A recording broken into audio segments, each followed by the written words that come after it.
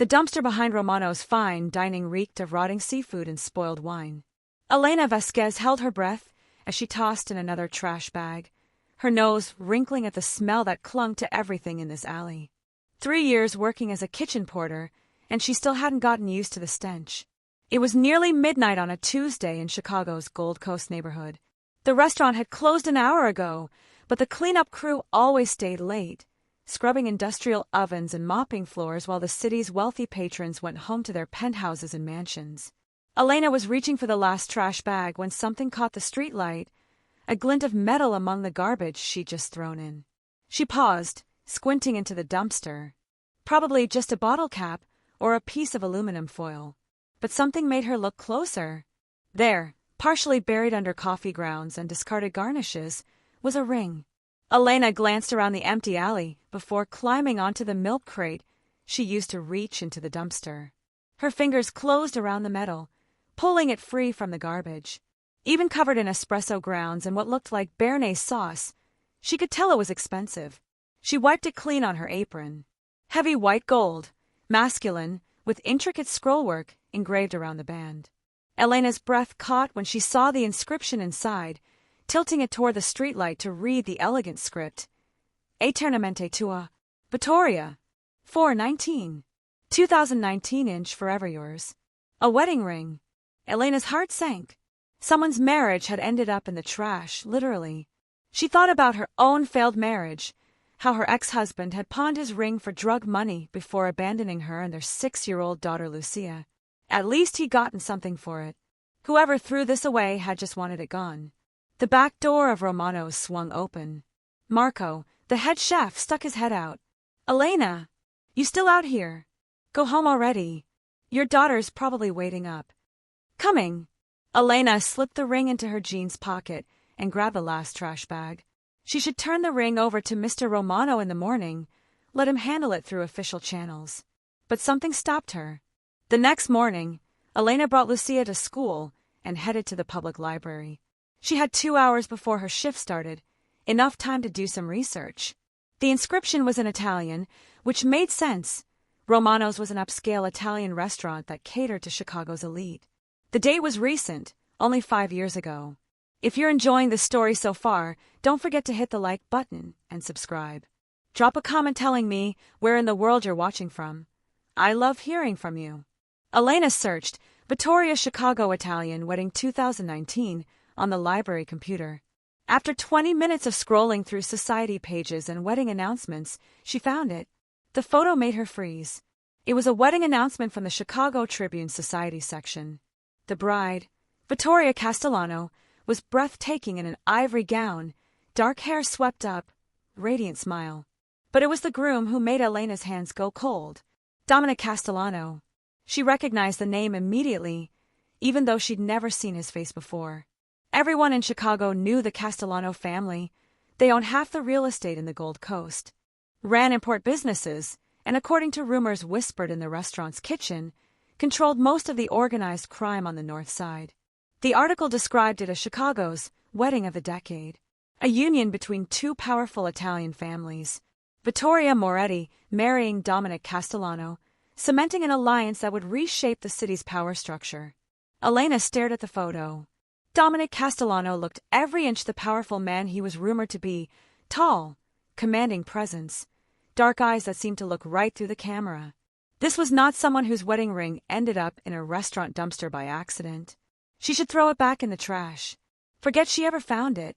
Getting involved with the Castellano family, even to return lost property, was dangerous for someone like her, an undocumented immigrant working under a borrowed social security number, raising a daughter alone, invisible by necessity. But Elena couldn't shake the image of that ring buried in garbage. Whatever had happened to this marriage, whoever had thrown it away, it felt wrong to let it stay lost. That evening, Elena asked Mr. Romano for a private word in his office. "What is it, Elena?" "I'm very busy." Romano barely looked up from his laptop, where he was reviewing reservation lists. "I found something in the trash last night. A wedding ring." She pulled it from her pocket, now cleaned and polished. "It's expensive, and I think it might belong to one of our customers." Romano took the ring, his eyes widening as he read the inscription. His face went pale. Where exactly did you find this? In the dumpster. I was taking out the last of the trash around midnight. Romano set the ring down on his desk like it might explode. Do you know whose this is? The inscription says Vittoria. I looked it up. Vittoria Castellano. She married Dominic Castellano. Yes, I know. Romano stood abruptly, pacing to his window. Elena, this ring didn't end up in our dumpster by accident. Someone threw it away, and if it's who I think it is, we don't want to get involved. But shouldn't we return it? If it belongs to... No. Romano's voice was sharp. You don't understand. The Castellanos aren't just wealthy customers. They're dangerous. If Dominic Castellano threw away his wedding ring in our restaurant, that's a family matter. We don't interfere. What if he didn't throw it away? What if he lost it and wants it back? Romano laughed, but there was no humor in it. Elena, Dominic Castellano doesn't lose things. If this ring was in our trash, it's because he put it there. The question is why. He pushed the ring back across the desk toward her. Throw it back where you found it. Forget you ever saw it. But Elena couldn't forget. That night, lying in her bed while Lucia slept in the next room, she stared at the ring on her nightstand. The streetlight through the window made it gleam, that Italian inscription, a promise someone had broken. She thought about her own marriage, how it had fallen apart slowly and then all at once. The fights, the drugs, the days she'd come home to find her husband gone and their savings account emptied. She'd kept her wedding ring for 6 months after, unable to throw it away, even though wearing it felt like a lie. When she finally had taken it off, she'd sold it to pay for Lucia's asthma medication. Practical, necessary, but it had still felt like giving up on something. Whoever threw away Dominic Castellano's ring had given up too. But unlike her cheap gold band, this ring represented power, alliance, promises made between families who shaped the city. 3 days later, Elena made a decision that would change everything. Romano's had a private dining room on the 2nd floor used for exclusive events. Elena had cleaned it countless times but never worked an event there. That was reserved for the senior staff. But she knew the schedule, knew when the room was booked. Saturday night, a private dinner for 8. The reservation was under Castellano. Elena traded shifts with another porter, volunteering to work the private dining room that night. The senior manager was surprised but agreed. They were short-staffed anyway. At 7 p.m., Elena stood in the private dining room wearing a clean black shirt and pants, her dark hair pulled back in a neat bun. She tucked the ring into her pocket, her heart hammering so hard she could barely breathe. The guests arrived at 7:30. 8 men in expensive suits, speaking Italian and English in low tones. And at the head of the table, Dominic Castellano. In person, he was more imposing than his wedding photo suggested. Probably 6'3", broad shoulders filling out a charcoal suit that probably cost more than Elena made in 6 months. His dark hair was shot through with gray at the temples now, 5 years after that wedding photo. His face was all sharp angles and controlled power, the kind of man who commanded attention without trying. Elena served wine with shaking hands, keeping her eyes down, trying to be invisible the way she'd learned to be invisible for 3 years. The men talked business, something about shipping routes and territory disputes, their voices too low for her to catch details. She was refilling water glasses when Dominic's voice cut through the conversation, speaking directly to her. "You're new." Elena froze. "Yes, sir. I usually work in the kitchen." His dark eyes studied her face with unsettling intensity. "What's your name?" "Elena. Elena Vasquez." "Elena!" He tested the name. "You're nervous. Why?" "I'm not used to serving private events, Mr. Castellano." It was the truth, if not all of it. One of the other men laughed. "Dom, you're scaring the help. Let the girl do her job." But Dominic didn't look away. "Have we met before?" "No, sir." Elena's hand moved to her pocket, feeling the ring's weight. "But I need to speak with you. Privately. It's important." The entire table went silent. One didn't make demands of Dominic Castellano, especially not a kitchen porter who was supposed to be invisible. Dominic's expression didn't change, but something sharpened in his eyes. "After dinner. Wait downstairs." The meal lasted 2 hours. Elena served courses in a fog of anxiety, her mind racing through what she'd say, how she'd explain.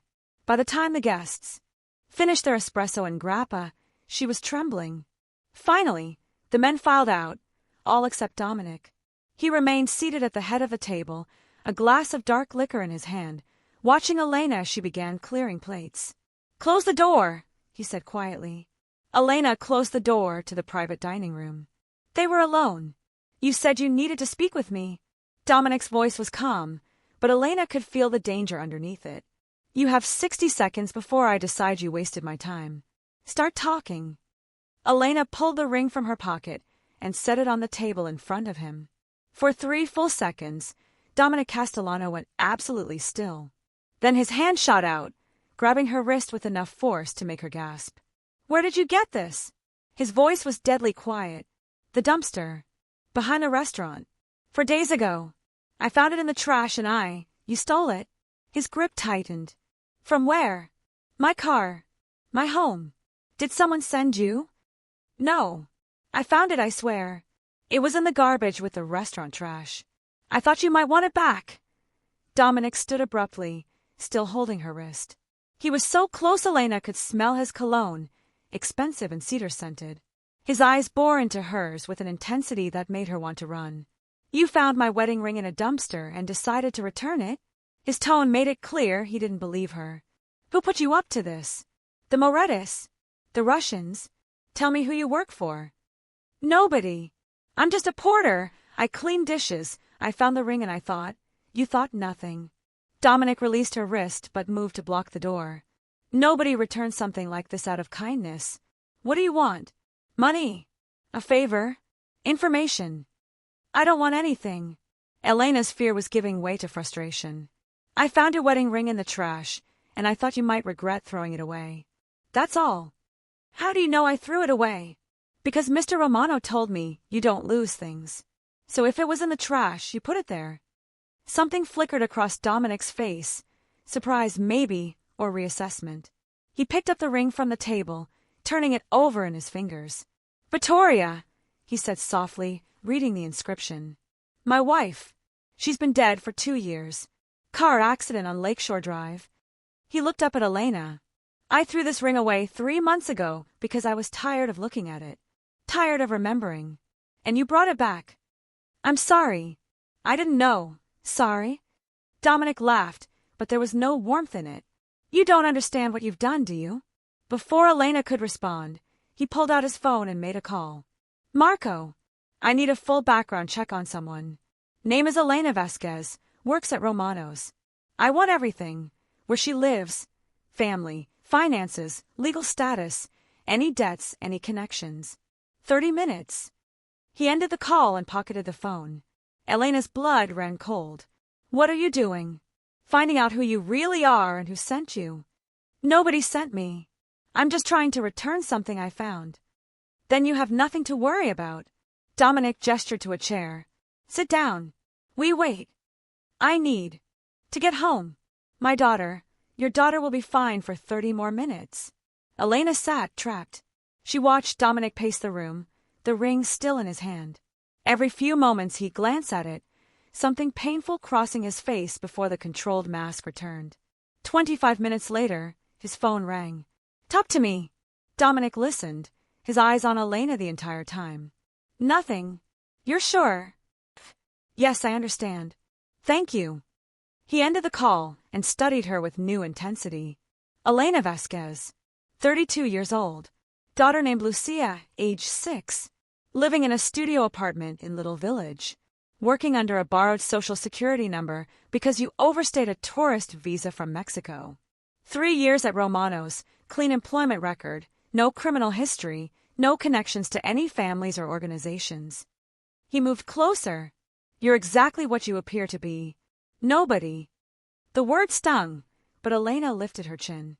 "I told you I was telling the truth." "You did." Dominic sat down across from her, placing the ring on the table between them. "Which means you really did just find this and decide to return it. That's either incredibly brave or incredibly stupid." "My grandmother used to say they're the same thing." A ghost of a smile touched Dominic's lips. "Wise woman." He was quiet for a moment. "You're undocumented. I could have you deported with one phone call. Ruin your life completely. Do you understand that?" Yes. And you still brought this ring back to me. Why? Elena thought about lying, about giving him some answer that made her sound noble or calculated. But she was tired, scared, and done with pretending. Because I know what it's like to throw away a wedding ring. I did it once, and even though my marriage was already dead, it still felt like I was killing something. Giving up. She gestured to the ring. That inscription says, "Forever yours."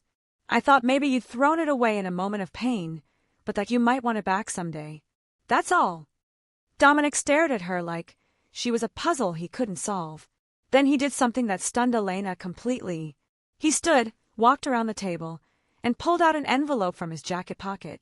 He counted out $10,000 in $100 bills and placed them on the table in front of her. What is this? Elena stammered. Payment for your honesty and your courage. Dominic's voice was matter-of-fact. And for bringing back something I didn't know I needed to see again. I can't take this. I didn't do it for money. I know you didn't. That's why I'm giving it to you. He pushed the money closer. Take it. Pay your rent. Buy your daughter something. Fix whatever needs fixing in your life. But then his expression changed, hardened into something that made Elena's breath catch. However, there's a condition. Elena's stomach dropped. What kind of condition? Dominic leaned against the table, his eyes locked on hers. You're going to work for me now. Not as a porter. As something else entirely. And before you refuse, understand that you don't actually have a choice. What do you mean I don't have a choice? I mean that you came into my life. Elena Vasquez. You saw something private, something painful, and you made yourself visible to me. That can't be undone.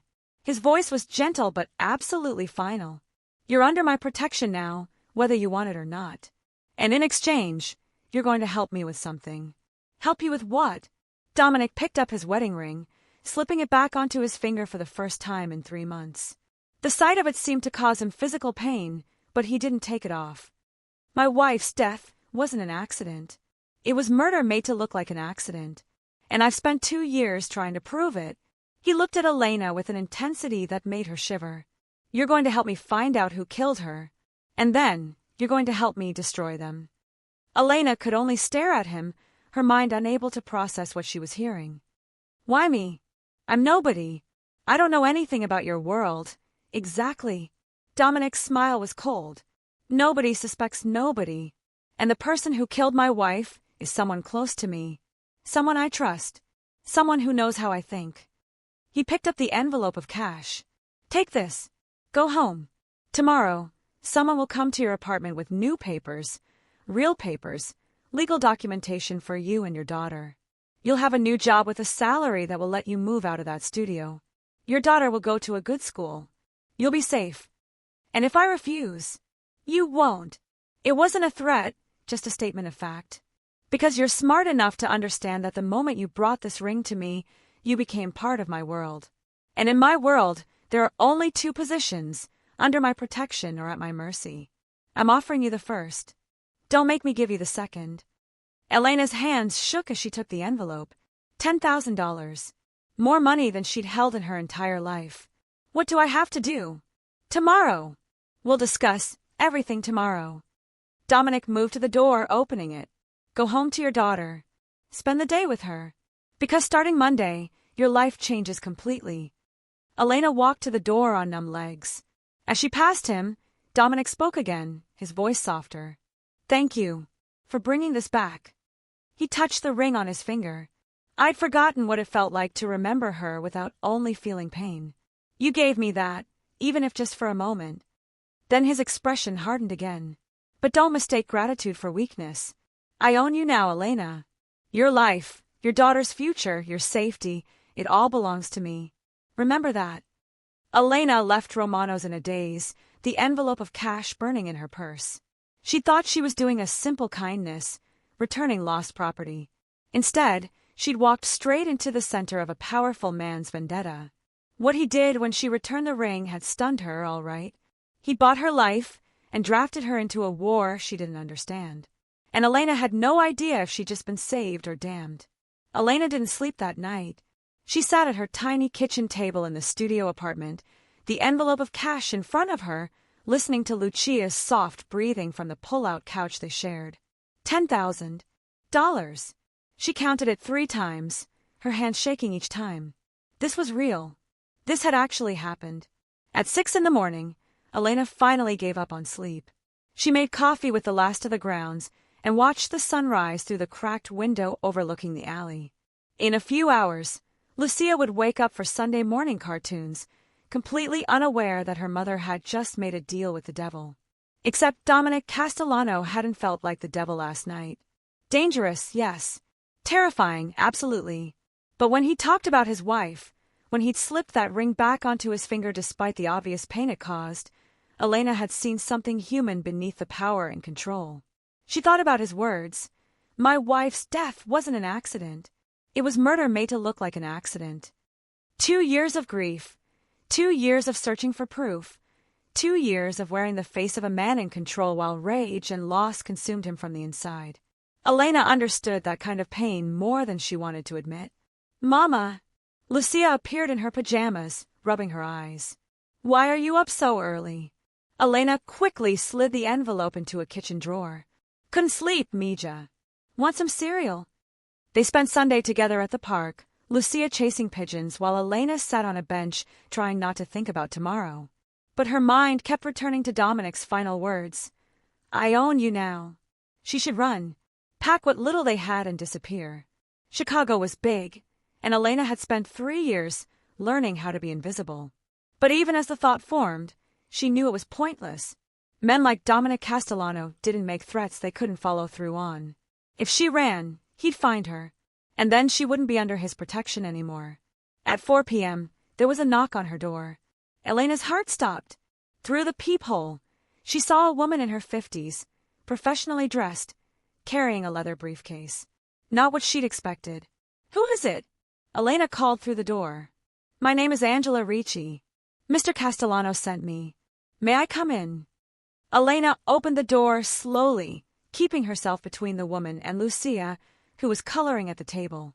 Angela entered without waiting for permission, her sharp eyes taking in the cramped studio in one sweep. We have much to discuss, Mrs. Vasquez. Is there somewhere private we can talk? This is it. What you see is what there is. Angela's expression softened slightly.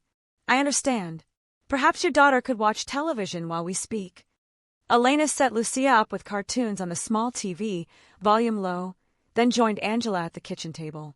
The woman opened her briefcase and pulled out several folders. Mr. Castellano has asked me to handle your transition. I'm his personal attorney, among other things. Angela slid the first folder across the table. These are immigration documents for you and your daughter. Green cards, processed through legitimate channels with full documentation. You'll have legal status as of tomorrow morning. Elena stared at the papers, unable to believe what she was seeing. How is this possible? Green cards take years, mister. Castellano has resources and connections that expedite certain processes. Angela's tone made it clear she wouldn't elaborate. The documents are genuine and will hold up to any scrutiny. You're legal now, Mrs. Vasquez. Congratulations. The relief that washed over Elena was almost painful. 3 years of fear, of looking over her shoulder, of one wrong move meaning deportation and separation from Lucia, gone in a single folder of paperwork. What's the catch? Elena asked, because nothing this valuable came free. The catch is that you work for Mr. Castellano now. Angela pulled out a second folder. This is your employment contract. Position, personal assistant to the CEO of Castellano Enterprises. Salary, $80,000 per year, plus benefits, health insurance for you and your daughter, and a housing allowance. $80,000. Elena made $18,000 at Romano's, barely enough to survive. This was life-changing money. What does a personal assistant actually do? Whatever Mr. Castellano needs. Angela's expression was carefully neutral. Administrative work, scheduling, correspondence. You'll accompany him to meetings, handle sensitive communications, manage his calendar. Standard assistant duties. That's all. For now. Angela met Elena's eyes directly. I won't lie to you, Mrs. Vasquez. Working for Dominic Castellano is complicated. There are aspects of his business that exist in gray areas, legally speaking. You won't be asked to participate in anything illegal, but you will see things and hear things that must remain confidential. Can you handle that? If you're hooked on this story, make sure to subscribe and turn on notifications so you never miss an upload. Your support means everything and helps me bring you more emotional stories like this one. Elena thought about the conversation she'd overheard last night during the private dinner. Territory disputes, shipping routes, the careful way the men had spoken in code. She wasn't naive. She knew what the Castellano family really was. I can keep my mouth shut. Good. Angela produced more papers. You'll start Monday morning. Mr. Castellano will send a car for you at 7 a.m. He's also arranged for your daughter to be enrolled at St. Catherine's Academy. Wait, that's a private school. I can't afford. It's included in your benefits package. Full tuition, books, uniforms, everything. Lucia will start Monday as well. Angela slid another paper across. This is the lease for your new apartment. 2-bedroom, secure building in Lincoln Park. Move-in ready as of tomorrow. Elena's head was spinning. This is too much. Why would he do all this for someone he just met? Angela closed her briefcase, her expression turning more serious. Because you did something no one else in Mr. Castellano's life has done in a very long time. You showed him genuine kindness without wanting anything in return. That's rare in his world. Precious even. She stood. He also trusts you. Don't betray that trust, Mrs. Vasquez. Dominic Castellano rewards loyalty generously, but betrayal. She didn't finish the sentence. After Angela left, Elena sat, staring at the papers spread across her table. Legal status, a real job, a safe apartment, good school for Lucia, everything she dreamed of for 3 years, handed to her in a briefcase. All she had to do was help a dangerous man hunt whoever murdered his wife. Monday morning arrived too quickly. The black car pulled up outside Elena's building at exactly 7 a.m. The driver, a middle-aged man with military bearing, loaded their few belongings into the trunk without comment. Mrs. Chun, Elena called to her neighbor. I'm moving. Thank you for everything you've done for us. The elderly woman, who'd watched Lucia countless times, looked confused. Moving? So suddenly? New job, new opportunity. I'll call you when we're settled. The drive to Lincoln Park felt surreal. Lucia pressed her face to the window, watching the neighborhood change from worn-down buildings to tree-lined streets with renovated brownstones. The apartment building was beautiful, red brick with a doorman and actual security. Their new apartment was on the 4th floor. 2 bedrooms, hardwood floors, updated kitchen, windows that actually closed properly. Lucia ran from room to room, squealing with delight. Her own bedroom. Her own bed. Space to play. Elena stood in the living room, overwhelmed. This was more than just an apartment. This was a future she'd stopped believing was possible. Mrs. Vasquez. The driver appeared in the doorway. Mr. Castellano expects you at his office by 9. I'll wait to drive you. Elena got Lucia settled with the TV and strict instructions not to open the door for anyone, then headed back to the car. As they drove toward downtown, she watched Chicago transform again, Lincoln Park's residential beauty giving way to the towering glass and steel of the Loop. Castellano Enterprises occupied the top 15 floors of a building on Wacker Drive. The lobby was all marble and modern art, the kind of space designed to intimidate. Elena's jeans and simple blouse felt painfully out of place among the suits and designer dresses flowing through the revolving doors. The elevator required a key card to access the executive floors. The driver handed her one. Top floor. Mr. Castellano's office is straight ahead when you exit. The elevator climbed smoothly, Elena's stomach dropping with each floor. What was she doing here? She was a kitchen porter, a single mother who'd barely graduated high school. She didn't belong in this world of power and money. The doors opened onto a reception area that looked like something from a magazine. Floor-to-ceiling windows overlooked Lake Michigan, expensive furniture arranged with careful precision, abstract paintings that probably cost more than Elena's old apartment. A woman in her 30s sat behind a glass desk, perfectly put together in a cream suit. Elena Vasquez. Yes. I'm Sophia, Mr. Castellano's executive assistant. You'll be working directly under me until you're trained. Her smile was professional but not warm. This way. Sophia led Elena through a maze of offices and conference rooms. Mr. Castellano runs a tight ship. He expects punctuality, discretion, and absolute loyalty. You'll handle his personal schedule, screen his calls, manage correspondence, and accompany him to meetings when required. She paused outside a heavy wooden door. Never interrupt him when this door is closed. Never discuss his business with anyone outside this office. And never, ever lie to him. Understood? Understood. Sophia knocked twice and entered without waiting for response. Mr. Castellano, Elena Vasquez is here. The office beyond was massive, dominated by a desk that looked carved from a single piece of dark wood. Windows wrapped around two walls, giving a panoramic view of Chicago. And behind the desk sat Dominic Castellano.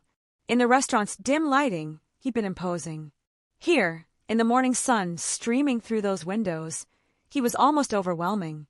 Navy suit perfectly tailored, white shirt, steel gray tie. Every inch the powerful CEO, except for the wedding ring on his left hand that caught the light as he gestured Sophia to leave. Close the door. Elena closed it, suddenly very aware of being alone with him. How do you like the apartment? Dominic asked, not looking up from the document he was reviewing. It's beautiful. Too much, really. I don't know how to thank you. Then don't. He finally looked at her, those dark eyes unreadable. Consider it an investment. I need you focused on work, not worried about rent or your daughter's safety. He gestured to a chair across from his desk. Sit. Elena sat, her hands clasped tightly in her lap. Dominic set aside the document and leaned back in his chair. I'm going to tell you things today that could get you killed if the wrong people knew you had this information. Before I do that, I need to know you understand what you're agreeing to. I understand. Do you? He stood, moving to the windows. 2 years ago, my wife Victoria was driving home from a charity event. Lakeshore Drive, around 11 p.m. According to the police report, she was hit by a drunk driver who ran a red light. Her car flipped 3 times. She died at the scene. His voice was carefully controlled, but Elena could hear the pain underneath. The drunk driver fled. Never caught, never identified. The case went cold after 6 months. Dominic turned to face her. Except my wife wasn't just anyone. She was Vittoria Moretti before she married me. Daughter of Antonio Moretti, head of the Moretti crime family. Our marriage united 2 of the most powerful families in Chicago. Elena had suspected the Castellanos were connected to organized crime, but having it confirmed so bluntly was still shocking. Someone killed her to break that alliance, to weaken both families. Dominic's hands clenched into fists. I've spent 2 years investigating. I've questioned people, paid for information, followed leads that went nowhere. And I've come to one conclusion. Whoever killed Vittoria is someone close to me. Someone inside my organization, or the Morettis. Someone who knew her schedule, knew she'd be on that road, knew exactly how to make murder look like an accident. How can I possibly help with that? Elena asked. I don't know anything about your world. Exactly. Dominic moved closer. Everyone in my life has an agenda. Business associates want power or profit. Family members position for influence. Even my closest people could be suspects. But you. He studied her face. You have no agenda. No history in this world. No reason to lie or manipulate. You're invisible in a way no one else in my life can be. You want me to spy for you? I want you to observe. Listen. Pay attention to things people say when they think a personal assistant isn't worth watching. He returned to his desk, pulling out a folder. These are the primary suspects. People who had access to Vittoria's schedule, who benefited from her death, or who have displayed suspicious behavior since. Elena opened the folder. 5 photos, each with a detailed dossier. Marco Castellano, my cousin, second in command of our operations. He opposed my marriage to Vittoria, thought it gave the Morettis too much influence over our family business. The photo showed a man in his 40s, handsome but with cold eyes. Antonio Moretti Jr., Vittoria's younger brother. He inherited control of the Moretti family when his father had a stroke 6 months after Vittoria died. Convenient timing.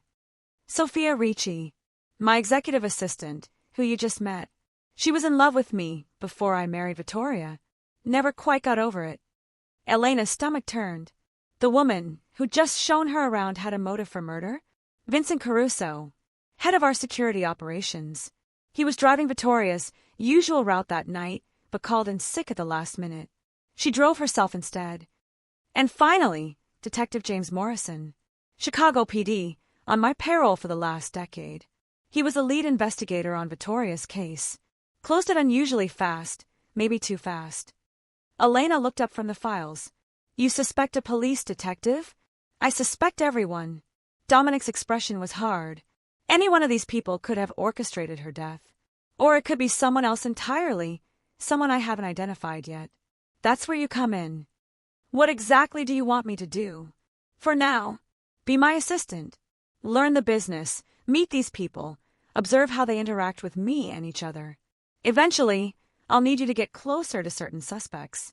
Sophia has access to my office when I'm not here. Marco handles sensitive operations. Vincent controls security.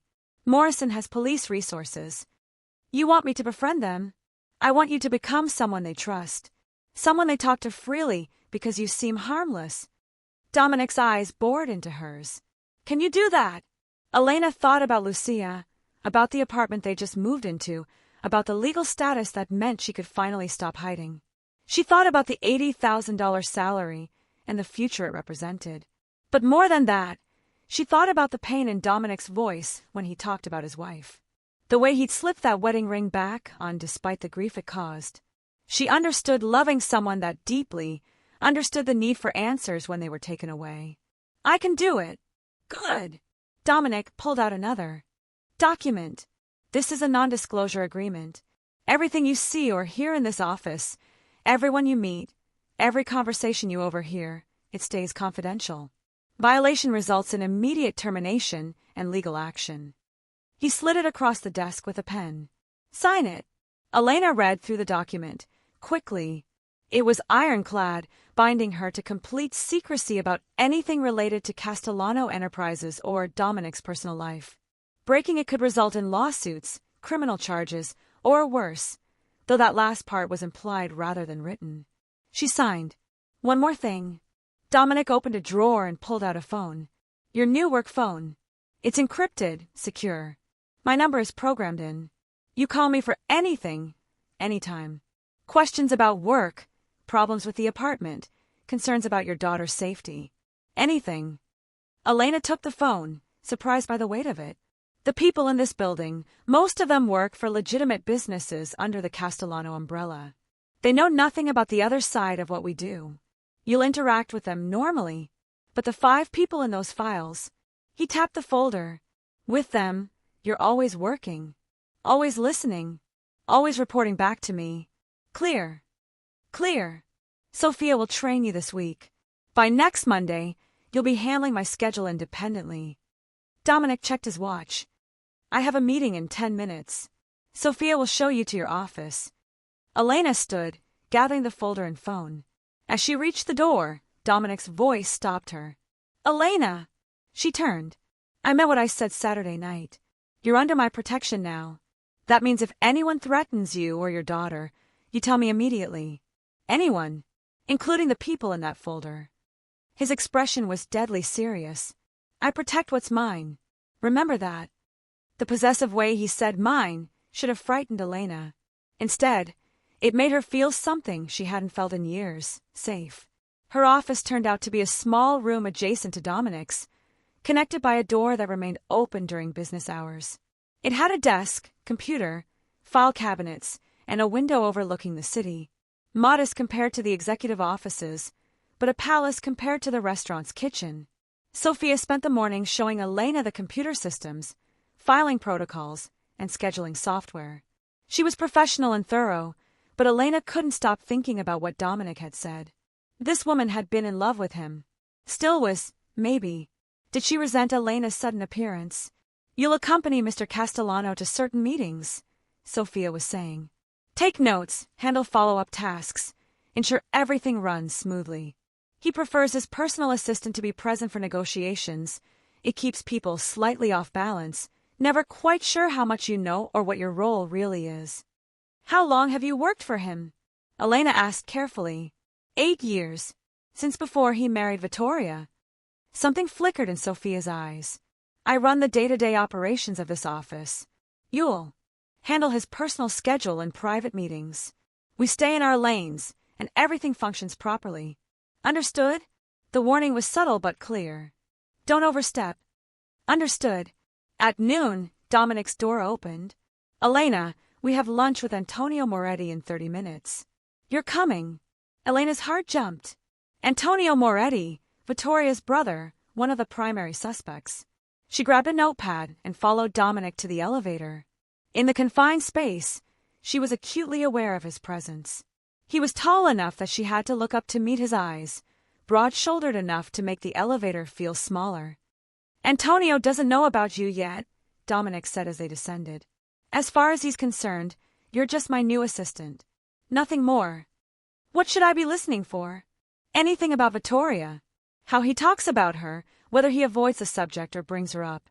Antonio and I have maintained a business relationship since her death, but the personal connection is strained.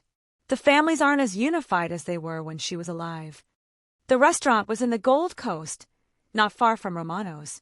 Upscale Italian, the kind of place where reservations were required months in advance unless you were someone like Dominic Castellano. Antonio Moretti was already seated when they arrived. He was younger than Elena expected, maybe early 30s, with dark hair and sharp features that must have come from his father.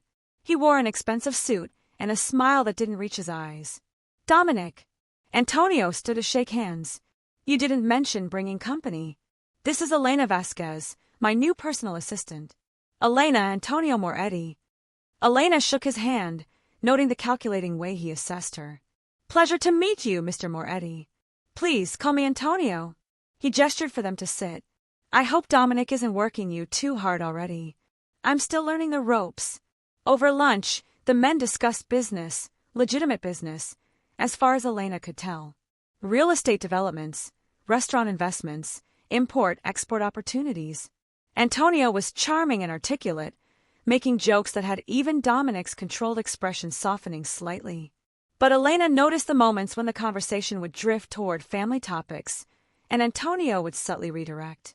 When Dominic mentioned a charity event that Vittoria had loved, Antonio changed the subject to quarterly profits.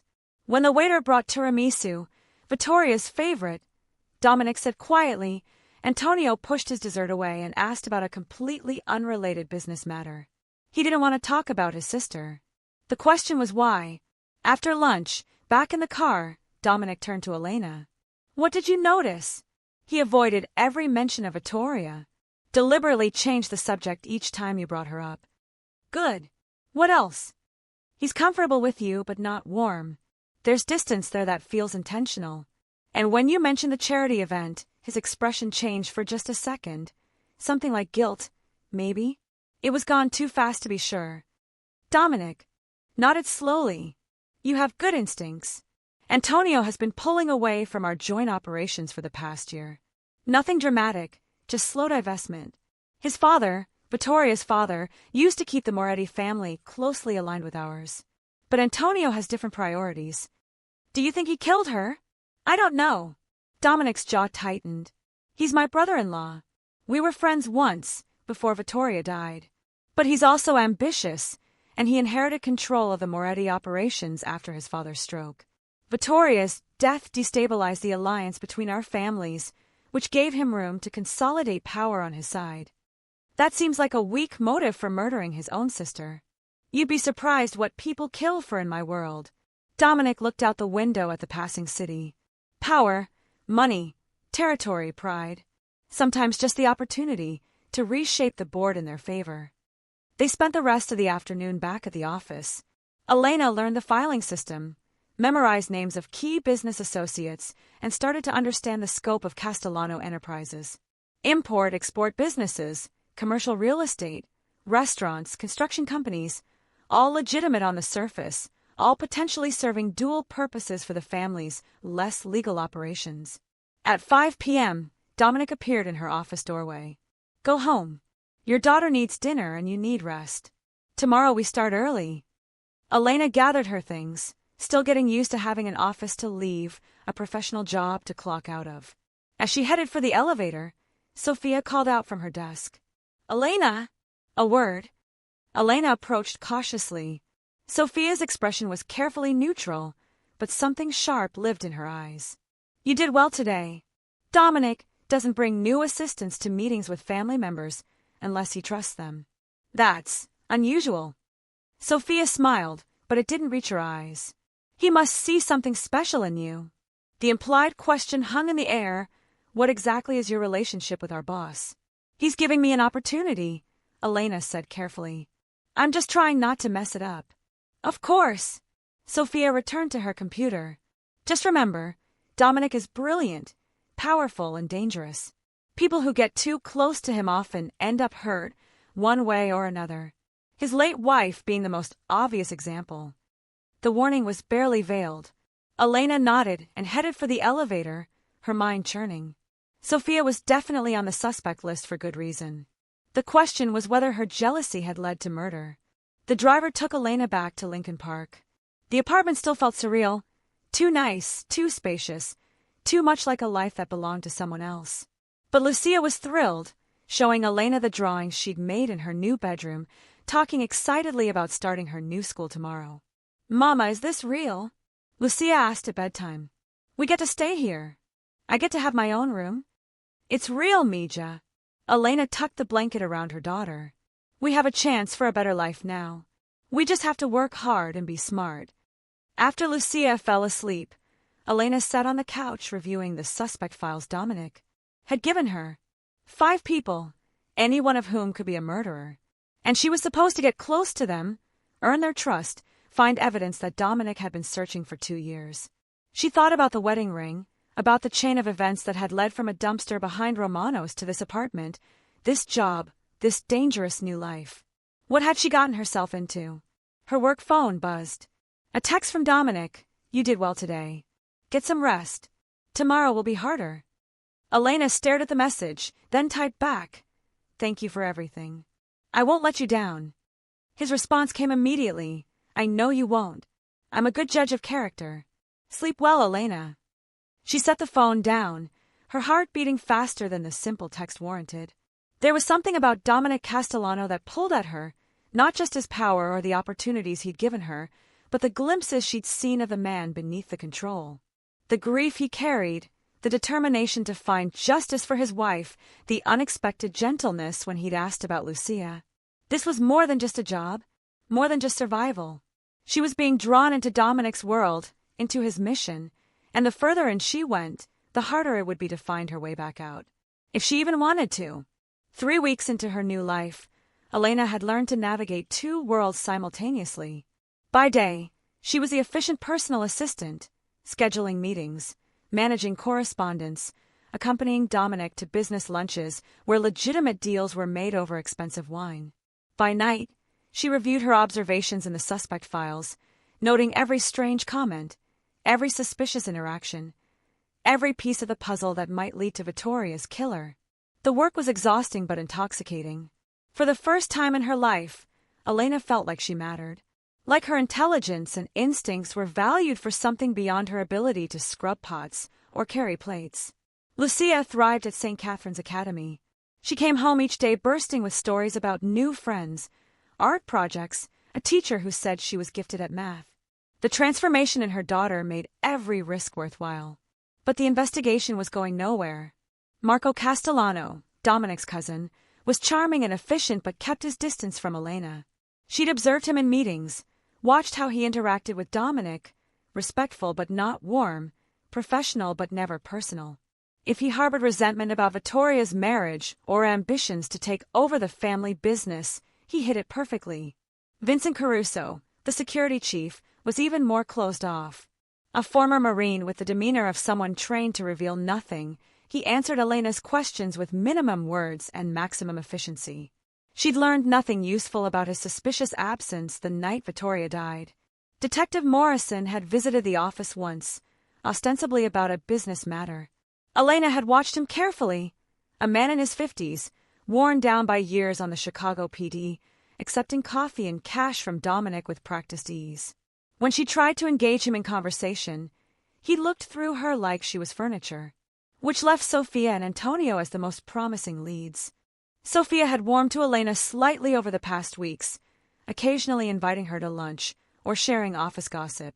But beneath the professional friendliness, Elena sensed calculation. Sophia was always watching, always assessing, trying to determine exactly what Elena's relationship with Dominic really was. And she wasn't wrong to wonder, because something was shifting between Elena and Dominic that had nothing to do with the investigation. It started small. The way his hand would brush hers when passing documents. How he'd ask about Lucia's day at school, remembering details from conversations weeks earlier. The coffee that appeared on Elena's desk each morning, prepared exactly how she liked it, something only Dominic would have noticed and arranged. And the late nights, after official business hours ended, Dominic would often ask Elena to stay, reviewing case files together, discussing suspects, planning next moves. These sessions would stretch past midnight, the city lights glittering below them, conversations drifting from investigation to personal history.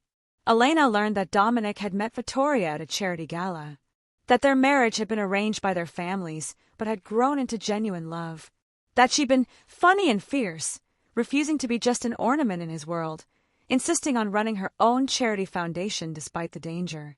"She knew what I was," Dominic said one night, staring at his wedding ring. "What my family did, the violence, the crime, all of it. But she believed I could be more, that together we could transform the Castellano Empire into something legitimate." "Is that what you want?" Elena asked. "To go legitimate. I wanted it for her. Now." He trailed off. "Now I just want to know who took her from me and make them pay." The darkness in his voice should have frightened Elena. Instead, she understood it. The need for justice, for closure, for someone to be held accountable for destroying your world. "We'll find them," she promised. Dominic looked at her then, with an intensity that made her breath catch. "I believe you. I don't know why, but I do." The moment stretched between them, charged with something neither acknowledged. Then Dominic stood abruptly. "It's late. You should go home." But Elena noticed he'd stopped wearing his wedding ring to the office. She'd seen it on his dresser once when delivering documents to his penthouse apartment, still kept, still treasured, but no longer a daily armor against the world. She didn't know what that meant. Wasn't sure she wanted to. The breakthrough came on a Thursday afternoon. Elena was filing documents in Dominic's office when she noticed something odd. A notation on an old calendar from 2 years ago, the day before Vittoria's death. V. Charity event, 8 p.m. Oak Street. As coordinating. S. Sophia. Elena's pulse quickened. She pulled out her phone and photographed the calendar page, then continued searching. More calendar entries, going back months before Vittoria's death. Almost all of Vittoria's public appearances had the same notation. S. Coordinating. Sophia had been Vittoria's scheduler. She'd known every event, every route, every time Vittoria would be vulnerable. But as Elena dug deeper, she found something else. Financial records from 2 years ago, buried in an archived file. Payments to an offshore account, coded as consulting fees. The amounts were significant, 20,000 here, 50,000 there. And they'd all stopped the month after Vittoria's death. Elena's hands trembled as she photographed the records. This was evidence of payment for a hit. Someone had been paid to kill Vittoria, and the money had come from within Castellano Enterprises. She was so focused on the documents that she didn't hear the office door open. Looking for something, Elena spun to find Sophia standing in the doorway, her expression unreadable. "Just filing last quarter's contracts," Elena said, forcing her voice steady. "Mr. Castellano asked me to organize the archive." "Did he?" Sophia moved closer, her eyes dropping to the financial records in Elena's hands. Something flickered across her face, recognition, maybe concern. "Those are from 2 years ago. Why would he need those organized?" He wanted a complete review of all business activities from that period. Something about an audit. It was a weak lie, and Sophia knew it. She smiled, but it was the smile of a predator who just spotted prey. "You know, Elena, I've been watching you these past weeks. The way Dominic looks at you, the late nights you spend alone together in this office." Sophia perched on the edge of the desk. "You're not just filing documents, are you? You're investigating." Elena's blood ran cold. "I don't know what you mean." "Please. I've worked for Dominic for 8 years. I know when he's conducting an investigation. Sophia's voice dropped lower. He's still looking for whoever killed Vittoria. And he's using you to do it. There was no point in denying it. If you know that, then you know I can't discuss it. Of course not. Loyalty to the boss. Sophia stood, moving to the window. But let me tell you something, Elena. I loved Dominic long before Vittoria came into his life. I understood him, supported him, was there for him through everything. And he married her anyway because the families wanted an alliance. Sophia, I'm not the killer, if that's what you're thinking. Sophia turned, and Elena saw genuine pain in her eyes. I hated Vittoria for taking him from me, but I wouldn't have killed her, because I saw what her death did to him. It destroyed him, and I would never hurt Dominic that way, no matter how much I wanted her gone. The raw honesty in Sophia's voice was convincing, but Elena had learned that in Dominic's world, everyone was a skilled liar. Then who did kill her? I don't know, but I can tell you this. Those offshore payments you're looking at, I processed them. They were approved by Marco Castellano, coded as consulting fees for international business development. At the time, I thought nothing of it. Marco handles a lot of overseas operations. Sophia's expression hardened. But if they stopped right after Vittoria died, that's not a coincidence. Elena's mind raced. Marco, Dominic's cousin, his second in command. The man who'd opposed the marriage to Vittoria. Why are you telling me this? Because I want Dominic to find peace, even if it's not with me. Sophia moved toward the door. And because whoever killed Vittoria deserves to pay for what they did to him. Just be careful, Elena. If Marco suspects you know something, he won't hesitate to eliminate you. He's not sentimental like Dominic. After Sophia left, Elena immediately called Dominic. He was in a meeting, but answered anyway when he saw her name. What's wrong? I found something. Financial records, showing offshore payments that stopped after Vittoria's death. Sophia says Marco approved them. The silence on the other end was deadly. I'm coming back to the office. Don't touch anything else. Don't talk to anyone. Dominic arrived 20 minutes later, his face carved from stone. Elena showed him the financial records, the calendar entries, everything she'd found. Marco, he said quietly, staring at the evidence. My own cousin. We don't know for sure. Yes, we do. Dominic's jaw clenched. I've suspected him for months, but I didn't want to believe it. He opposed my marriage to Vittoria from the beginning. Said it gave the Morettas too much power over our family. After she died, he pushed hard for me to distance myself from Antonio, to sever the alliance completely. What are you going to do? What I should have done 2 years ago. Dominic pulled out his phone. Confront him directly. Within an hour, Marco was in Dominic's office. Elena sat in the corner, taking notes as she'd done in dozens of meetings, trying to appear invisible. You wanted to see me? Marco settled into a chair, completely relaxed. What's this about? Vittoria. Dominic placed the financial records on the desk. Specifically, about the offshore payments you authorized 2 years ago. The ones that stopped the month after my wife died. Marco's expression didn't change, but his eyes went cold. Those were legitimate business expenses. For what business? International consulting. We were expanding operations in Eastern Europe at the time. Really? Because I've checked with our European contacts. None of them received consulting fees in those amounts during that period. Dominic leaned forward. You paid someone to kill my wife. I want to know why. The silence stretched out, heavy and dangerous. Then Marco smiled, a smile that sent chills down Elena's spine. You always were too sentimental, Dominic. That's your weakness. Marco stood slowly. Vittoria was going to destroy everything our grandfather built. She had you convinced to go legitimate, to abandon the operations that actually make money for some fantasy of respectability. She was poison. So you had her killed? I had the problem solved. Marco's voice was matter-of-fact. The Moretti alliance was making you weak.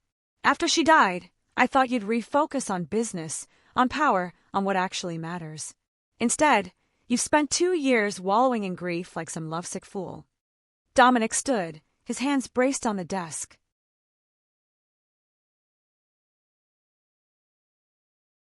You're my cousin, my family. Exactly. Which is why I did it, to save our family from your mistakes. Marco pulled a gun from his jacket. But I see now that one death wasn't enough. You've replaced Vittoria with this nobody. He gestured toward Elena. Another weakness. Another problem to solve. Elena's heart stopped. The gun was pointed at her. Put it down, Marco. Dominic's voice was deadly quiet. This is between us. No. This is about teaching you what happens when you let sentiment cloud your judgment. Marco's finger moved to the trigger. She's just a housekeeper who got lucky. No one will miss. The office door burst open. Vincent Caruso entered with 3 armed men, weapons drawn and pointed at Marco. Drop the gun, Vincent ordered. Marco looked around at the weapons trained on him, then laughed. You set me up. The entire conversation was a setup. Yes. Dominic gestured to the recording equipment Elena had helped him install earlier that day, hidden cameras and microphones capturing everything. You just confessed to murdering Vittoria. On tape. With witnesses. Marco's face twisted with rage. You think this matters? You think you can just turn me over to the police like some common criminal? I'm family. I'm blood. You stopped being family when you killed my wife. Dominic's voice could have frozen fire. Vincent, take him to the warehouse. I'll deal with him personally. As Vincent's men dragged Marco toward the door, he shouted back at Dominic. You'll regret this. The family won't stand for you killing your own cousin over some woman. The family will understand that I'm eliminating a traitor. Dominic cut him off. Vittoria was family too. You forgot that. After they left, Elena and Dominic stood in the sudden silence of the office. She was shaking, adrenaline still flooding her system. Are you okay? Dominic crossed to her, his hands gentle on her shoulders. He was going to kill me. I know. I wouldn't have let that happen. Dominic pulled her into his arms, holding her tightly. I'm sorry I put you in danger. I should have handled this differently. You got your answers. You know who killed Vittoria. Yes. But there was no triumph in Dominic's voice, only exhaustion and pain. My own cousin. Someone I trusted. Someone I loved. They stood like that for a long time, wrapped in each other while Chicago sparkled below them. Finally, Dominic pulled back to look at her face. What happens now? Elena asked. Now Marco faces justice. My kind of justice, not the legal system's. His expression was grim. I'll spare you the details, but he won't be a threat anymore. To you, to me, to anyone. Elena should have been horrified, but she thought about Vittoria, about 2 years of Dominic's grief, about the gun pointed at her own head minutes ago. She found she couldn't summon much sympathy for Marco Castellano. And then we figure out what comes next. For us, I mean. Dominic's thumb brushed her cheek. I told you when this started that I owned you, that your life belonged to me. But that's not what I want anymore. What do you want? I want you to choose to stay. Not because you're obligated or afraid or dependent on me for your green card and job, but because you want to be here. With me. He stepped back, giving her space.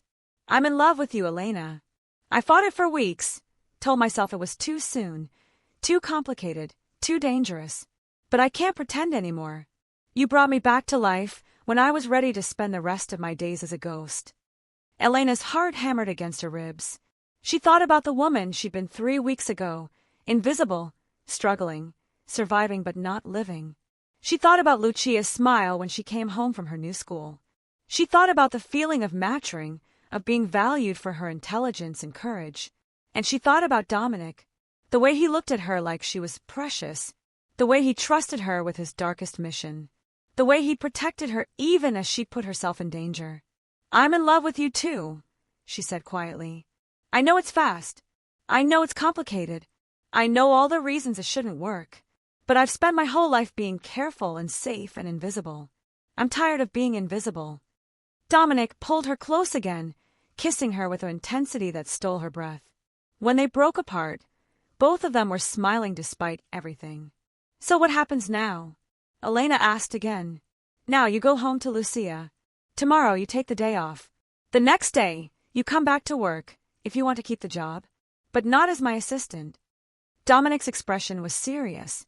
I'm making you Director of International Relations. Real position, real authority, real salary to match. You'll negotiate import contracts, manage supplier relationships, build the legitimate side of Castellano Enterprises. You've proven you have the skills. I'm just giving you the title you deserve. Dominic, that's too much. It's exactly right. And it solves the power dynamic problem. You won't work for me directly anymore. You'll be an executive in your own right. Equals, or as equal as we can be given everything else. Elena felt tears prick at her eyes. You're really doing this? All of this? I'm really doing this. He kissed her forehead. You returned my wedding ring when you could have sold it or thrown it back in the trash. You saw my pain and tried to help, expecting nothing in return. That kind of kindness is rare in my world. Precious. I'm not letting you go, Elena. Not ever. 6 months later, Elena stood in Dominic's penthouse apartment overlooking Lake Michigan, Lucia asleep in her new bedroom down the hall. They'd moved in a month ago, the three of them becoming a family in ways that surprised everyone, including themselves. The investigation had concluded. Marco had confessed everything before Dominic's people had finished with him, how he'd hired the drunk driver, how he'd planned it for months, how he'd thought he was saving the Castellano family from weakness. His body was found in the Chicago River 2 weeks later.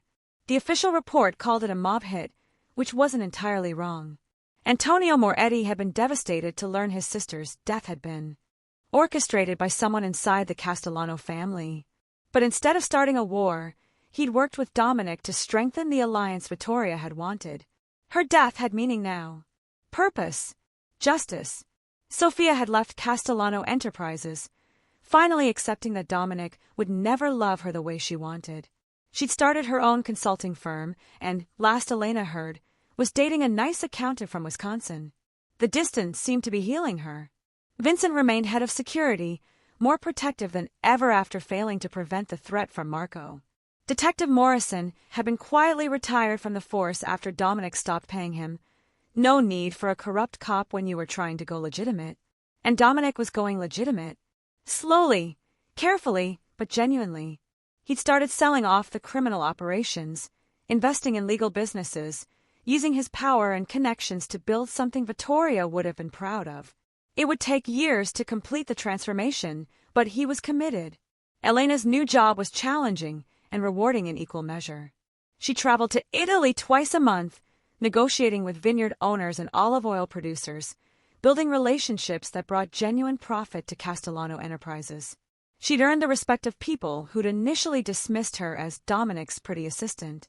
Now they called her directly, trusted her judgment, valued her expertise. She'd also hired an immigration lawyer who'd helped 3 other undocumented workers from Romano's get legal status, paying forward the gift Dominic had given her. You're thinking loud thoughts, Dominic said, coming up behind her and wrapping his arms around her waist. Elena leaned back against him, feeling safe in a way she'd never imagined possible. Just thinking about how different my life is now. 6 months ago, I was scrubbing dishes and praying I wouldn't get deported. Now I'm negotiating $1 million contracts and living in a penthouse. You earned all of it. Dominic kissed her neck. The job, the security, the life. I just gave you the opportunity. You did the rest. We earned it together. Elena turned in his arms to face him. You couldn't have found Marco without me. I couldn't have built this new life without you. Partners, then. Partners. She kissed him softly. In business and everything else. Dominic reached into his pocket and pulled out a small box. Elena's breath caught. I know it's fast, he said, opening it to reveal a ring. Simple, elegant, nothing like the ostentatious wedding ring he'd worn for Vittoria. I know we've only been together 6 months, but I also know that life is short and unpredictable, and when you find something real, you hold on to it. The ring sparkled in the lamplight, a promise of future rather than past. I'm not asking you to marry me tomorrow, Dominic continued. I'm asking if you'll consider marrying me someday. When you're ready. When Lucia's ready. When it feels right for all of us. Elena looked at the ring, then at Dominic's face. She saw hope there, and vulnerability, and love that had grown from grief into something new and precious. She thought about the wedding ring she'd found in that dumpster, the one that had started everything. Thrown away in a moment of pain, returned in a moment of kindness, and ultimately leading to this moment. Yes, she said simply. Someday, when we're all ready. Yes. Dominic slipped the ring onto her finger, and they stood together in the window overlooking the city where their lives had collided and transformed. Where a nobody kitchen porter had saved a powerful man's most precious possession, and in doing so had saved them both.